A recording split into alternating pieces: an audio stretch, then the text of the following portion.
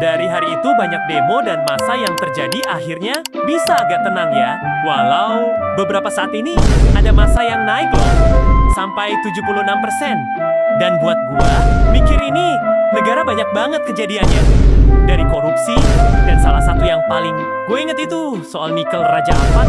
Dan kenapa ya nih negara banyak banget masalahnya. Hehe. Dan gua jadi ingat, gua lupa tentang oh iya Cok, Wakil Ketua DPR. Dianggap 26 hari mereka bekerja, berarti kurang lebih 78 juta.